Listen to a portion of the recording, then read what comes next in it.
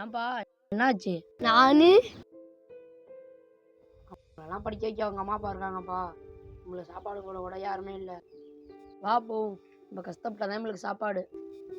இதெல்லாம் யார் நினைச்சாலும் மாற்ற முடியாதுல்ல. ஏன் மாற்ற முடியாது? அதெல்லாம் நீ நினைச்சாலே மாற்றலாம். நான் நினைச்சவா புரியல. லாஸ்ட் டைம் யாருக்கு ஓட்டு போட்ட? ஓட்டே போடல. ஓட்டு போட்டால் மட்டும் இதெல்லாம் நான் மாறிட வைப்பது? இதுதான் இங்கே எல்லாரும் பண்ணுற தப்பு. ஓட்டே போடாமல் மாறுனா எப்படா மாறும்? நம்ம தான் ஓட்டு போட்டு மாற்றணும்.